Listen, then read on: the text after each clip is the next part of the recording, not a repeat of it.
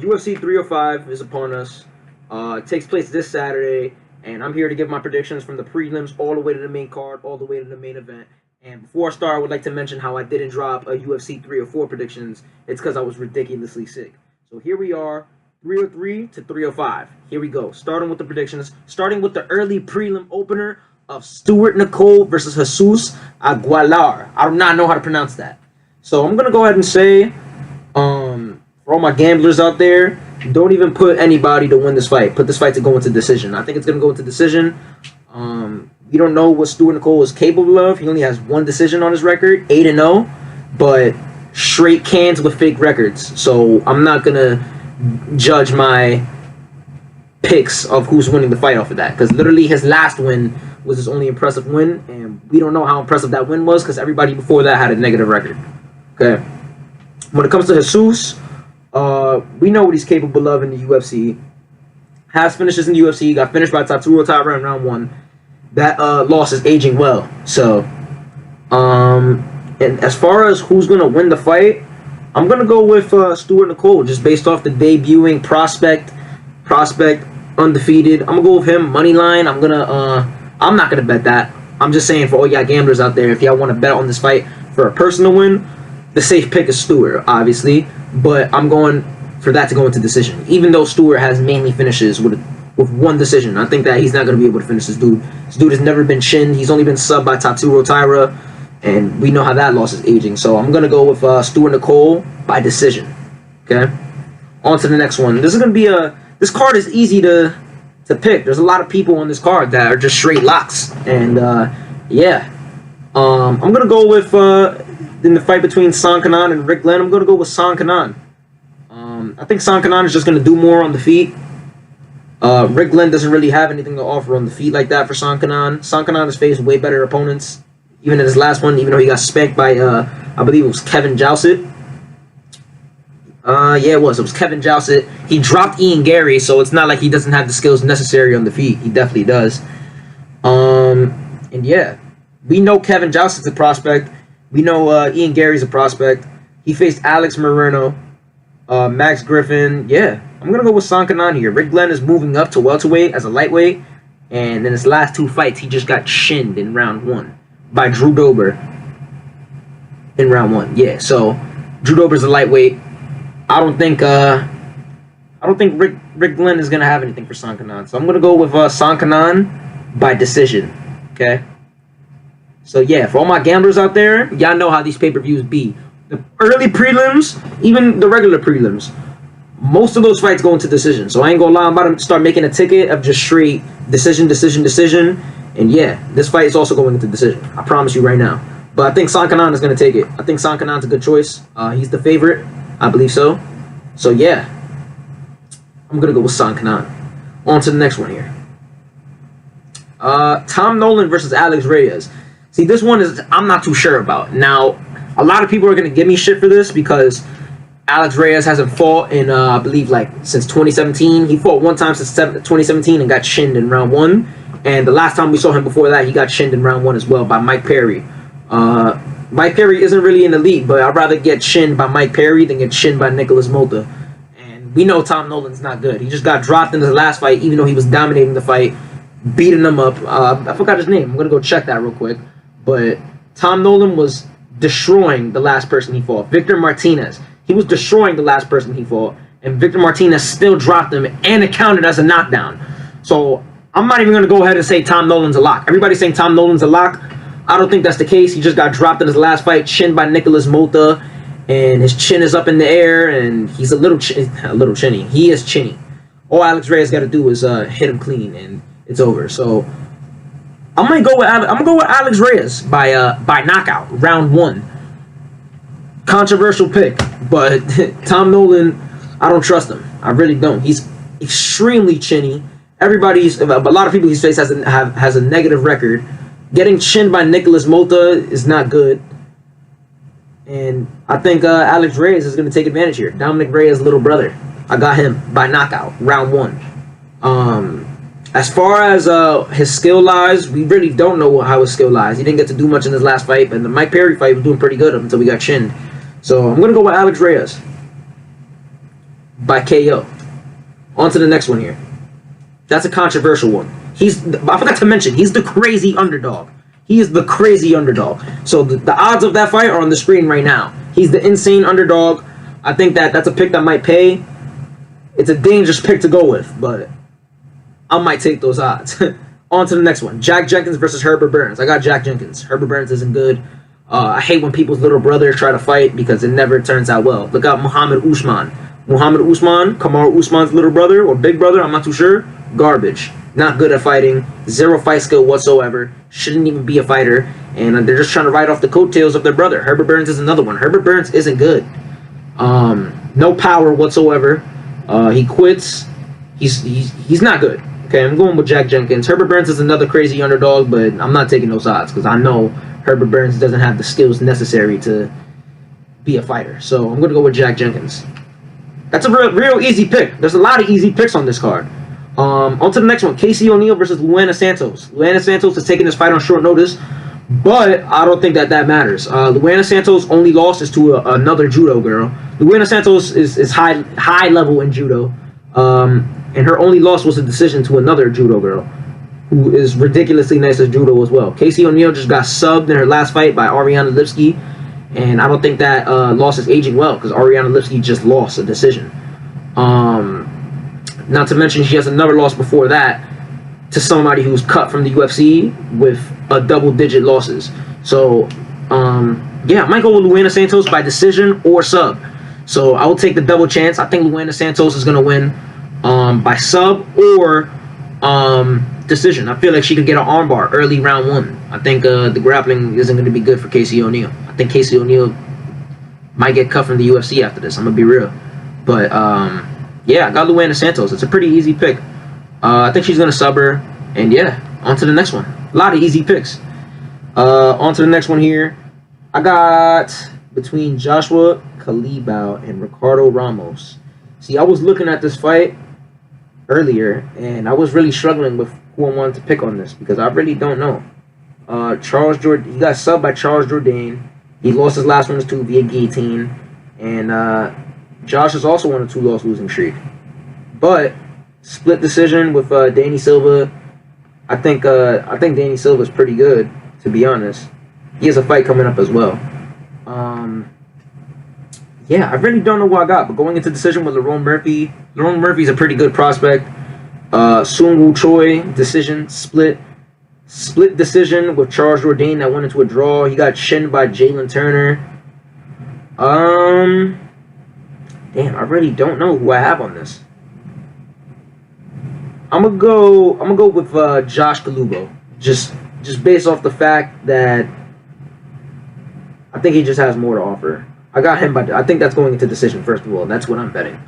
For that to go into decision. I might not even bet on that period. I'm going to be real. Because then I bet on this specific fight to go into decision. And then somebody gets chinned. But, yeah, I got Josh. I think he's going to win by decision. Might even lose by decision, too. But, damn. Actually, I might go with Ricardo Ramos. I'm going with Ricardo Ramos. And I don't know the odds on this fight either. I got him by decision. He has more decision wins, but other than that, I don't think anybody in this fight is getting chinned. So, yeah, I'm just going to go with Ricardo Ramos. Josh went into a draw with Charles Jourdain.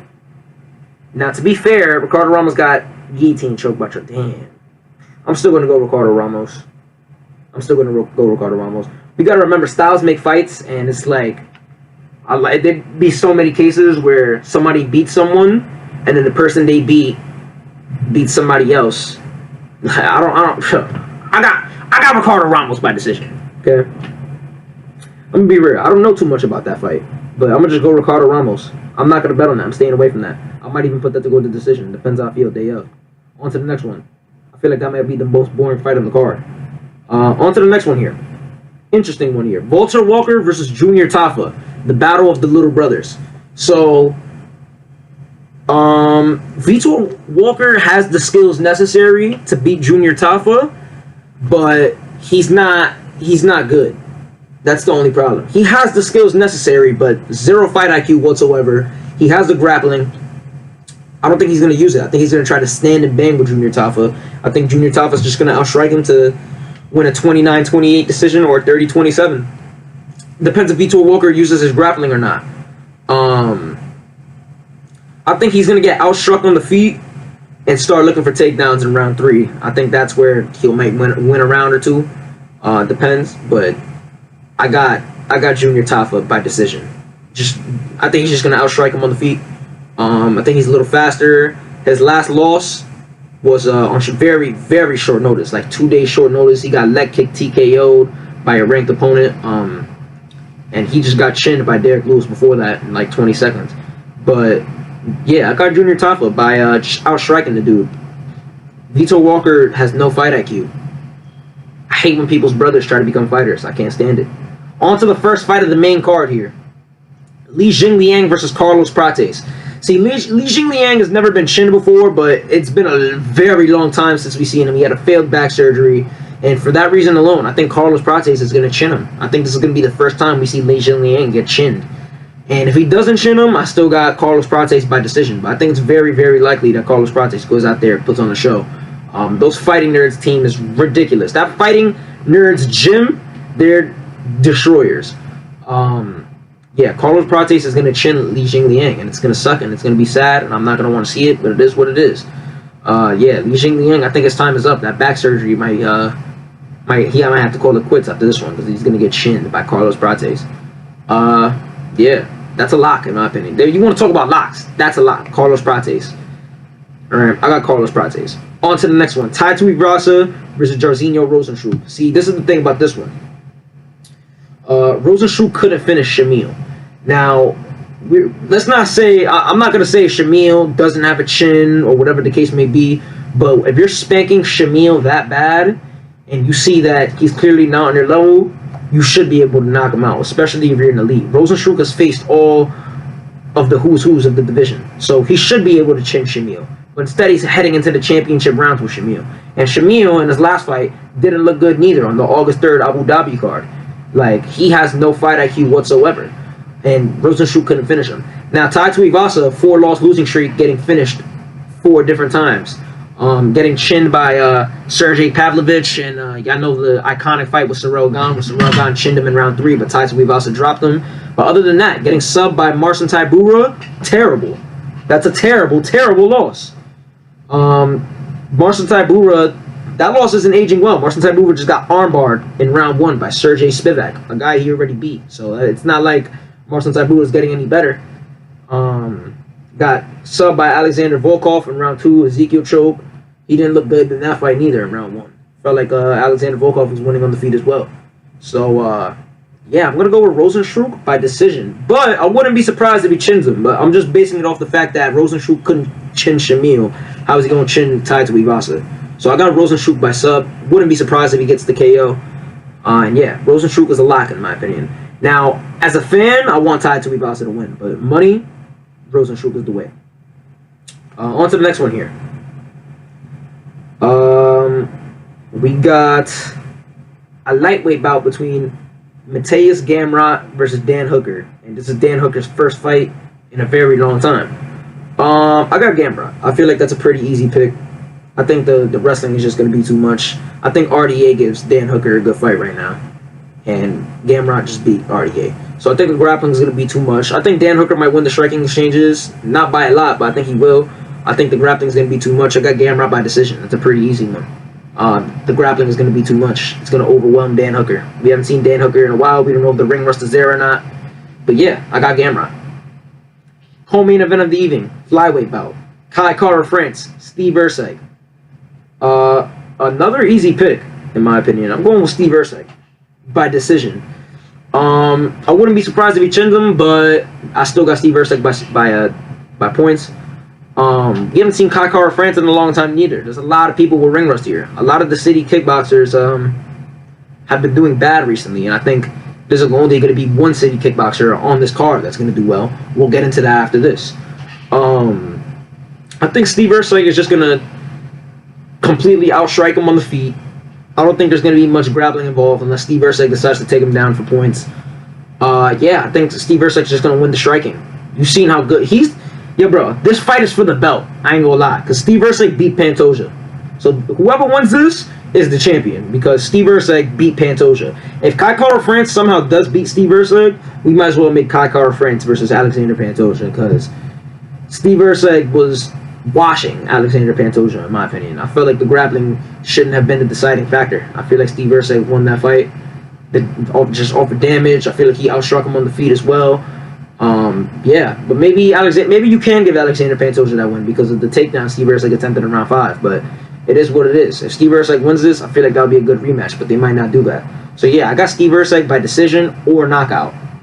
On to the main event of the evening. Drickus du Plessis versus Israel Adesanya for the undisputed middleweight champion. Alright, so this is the thing about this one. I'm going to go with Izzy. But the thing about Izzy is... This is not the thing about Izzy. The thing about Drickus is so good at game planning fights. Like, he was smart to take down Strickland in every single round. 6 takedowns gathered up. That's probably why he won. I would still give Strickland the fight regardless of anything. I will give Strickland that fight because there was no control whatsoever. I felt like those takedowns shouldn't be the deciding factor on how Drickus won certain rounds, but it is what it is when it comes to that. Drickus is good at game planning for fights, but Izzy's talking like he wants to kill Drickus du Plessis. Like, Izzy is talking like he wants to put on a show because obviously the last fight didn't go well with Strickland. Izzy was actually injured in the Strickland fight. He couldn't even do push-ups on video. He couldn't even do a push-up when he fought Strickland during that time period. So, yeah, I got Izzy by KO early. If he doesn't KO him early, I got Drickus by points because Drickus is going to take him down. But I think Izzy can win by points too because I think Izzy's going to win the striking, 1,000%. But if Drickus could keep this fight on the ground, if he could do decent on the striking shoes and take him down, it's going to be the same situation with the Strickland fight. But I think it's going to be more convincing if Drickus wins by decision. So I'm going to go with Izzy by KO or points. I'm leaning towards more Izzy KO because I know he wants to put on a show. Drickus is pretty sloppy on the feet. Yeah, Izzy takes advantage of certain positions where people leave themselves open, and Drickus does leave himself open a lot. If you look at the fight with Paulo Costa, he slipped the right hand and caught him with a left hook clean right on the temple of Costa, finished him right there. We saw his counter striking is ridiculous. We seen what he did to Poatan with the overhand right, shin Poatan. Other than the Strickland fight, there should be no reason that people are picking Drickus to win this fight. Because put it like this: let's say Izzy did beat Strickland and he was defending his belt against Drickus. Y'all would all say it's undeniable that Izzy's going to beat Drickus. If Izzy was the champion going into this fight, y'all would all pick Izzy. So yeah, I'm going to go with Izzy by knockout.